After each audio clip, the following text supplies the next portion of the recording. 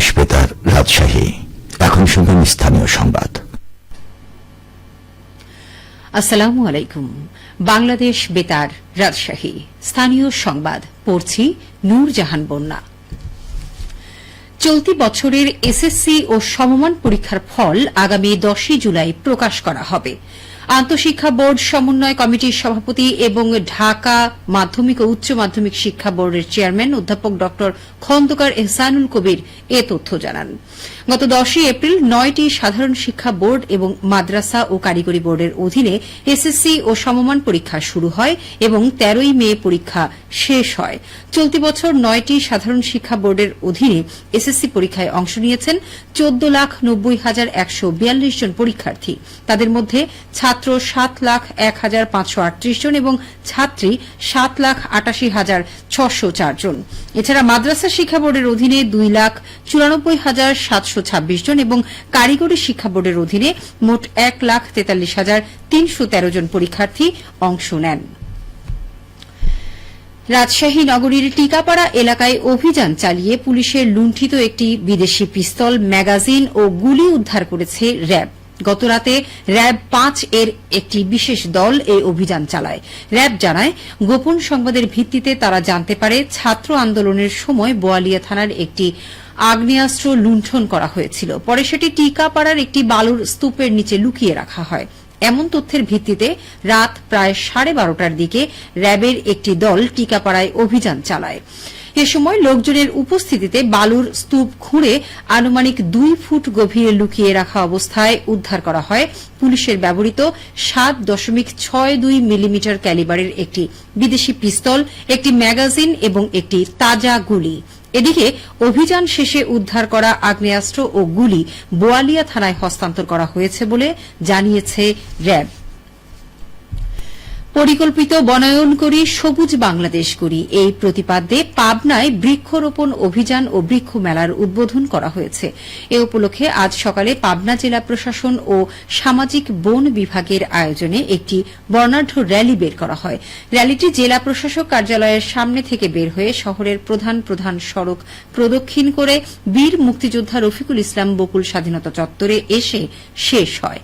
পরে সেখানে ফিতা কেটে বেলুন ও পায়রা উড়িয়ে বৃক্ষরোপণ অভিযান ও বৃক্ষ মেলার উদ্বোধন করেন জেলা প্রশাসক মোহাম্মদ মফিজুল ইসলাম। বিভাগীয় সামাজিক বন কর্মকর্তা কাজী তারিকুর রহমানের সভাপতিত্বে অনুষ্ঠানে উপস্থিত ছিলেন জেলা সিভিল সার্জন আবুল কালাম আজাদ, অতিরিক্ত পুলিশ সুপার মশিউর রহমান মণ্ডল, প্রেস ক্লাবের সভাপতি আখতারুজ্জামান আখতার। অনুষ্ঠান শেষে অতিথিবৃন্দ বৃক্ষমেলার বিভিন্ন স্টল পরিদর্শন করেন। 7 দিন ব্যাপী এই মেলায় 30টি স্টল বসেছে। সকাল 9টা থেকে রাত 10টা পর্যন্ত মেলা খোলা থাকবে। নওগাঁ জেলার সাপাহার উপজেলায় আগামী 18 ও 19 জুলাই অনুষ্ঠিত হতে যাচ্ছে 2 দিন ব্যাপী ম্যাঙ্গো ফেস্টিভ্যাল 2025। আমের বাণিজ্যিক রাজধানী সাপাহার নওগাঁ এই স্লোগানকে সামনে রেখে জেলা প্রশাসন নওগাঁ এর আয়োজনে এবং উপজেলা প্রশাসন সাপাহারের সহযোগিতায় উৎসবটি বসতে যাচ্ছে সাপাহার পাইলট উচ্চ বিদ্যালয় মাঠে। উৎসবে থাকবে আম বিক্রয় বিতরণ সহ নানা স্টল, যেখানে বিশেষ ছাড়ের সুযোগ পাবেন ক্রেতারা। থাকছে তাৎক্ষণিক কুরিয়ার সার্ভিসের স্টলও, যাতে ক্রেতারা মেলা থেকেই আম কিনে সহজে দেশে বিদেশে পাঠাতে পারবেন। এছাড়া আম দিয়ে তৈরি নানা খাবারের স্টল, আম চাষীদের প্রোফাইল, অনলাইন সরবরাহকারীর তথ্য এবং বিভিন্ন জাতের আমের প্রদর্শনী স্টল থাকবে মেলায়। আয়োজকরা জানান, ফেস্টিভ্যালে 100 জন অংশগ্রহণকারীর জন্য 2 দিন ব্যাপী প্রশিক্ষণের আয়োজন করা হবে। প্রশিক্ষণে আমের রোগবালাই দূরীকরণ, সঠিক উৎপাদন পদ্ধতি এবং বাজারজাতকরণ নিয়ে আলোচনা হবে। একই সাথে অনুষ্ঠিত হবে উন্মুক্ত সেমিনার, যেখানে বিদেশে আম রপ্তানির সুযোগ সুবিধা এবং বাজার সম্প্রসারণের কৌশল নিয়ে কথা বলবেন বিশেষজ্ঞরা। উপজেলা নির্বাহী অফিসার জনাব সেলিম আহমেদ বলেন, আমের বাণিজ্যিক রাজধানী হিসেবে সাপাহারকে আন্তর্জাতিক পর্যায়ে তুলে ধরতেই এই উৎসবের আয়োজন করা হয়েছে। সিরাজগঞ্জের কাজীপুরে এবারও ব্যাপক হারে পাটের আবাদ হয়েছে। উৎপাদন ভালো হওয়ায় লাভের আশা করছেন কৃষকরা। কৃষি অফিস সূত্রে জানা যায়, চলতি মৌসুমে সিরাজগঞ্জের কাজীপুর উপজেলায় পাট আবাদে 4,000 হেক্টর লক্ষ্যমাত্রা নির্ধারিত থাকলেও আবাদ হয়েছে 4,250 হেক্টর জমিতে, যা লক্ষ্যমাত্রার চেয়েও 250 হেক্টর বেশি। ভালো ফলনের আশায় এবার হাইব্রিড জাতের বীজ রোপণ করা হয়েছে। আবহাওয়া অনুকূলে থাকায় এবার বাম্পার ফলনের সম্ভাবনা রয়েছে। সোনালী আঁশ খ্যাত পাটের আবাদ বাড়াতে কৃষি অফিসের পক্ষ থেকে কৃষি প্রণোদনা কর্মসূচির আওতায় 350 জন কৃষককে বিনামূল্যে বীজ ও সার প্রদান করা হয়েছে।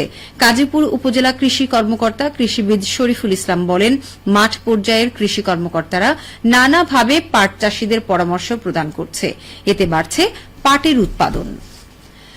সবশেষে আবহাওয়া। আজ দুপুর 2টায় রাজশাহীতে তাপমাত্রা ছিল 33 ডিগ্রি সেলসিয়াস। এ সময় বাতাসে আপেক্ষিক আর্দ্রতার পরিমাণ ছিল 64%। রাজশাহী ও পার্শ্ববর্তী এলাকায় আজ সূর্যাস্ত সন্ধে 6:58। সংবাদ শেষ হল। আমাদের পরবর্তী স্থানীয় সংবাদ বিকেল 4:05।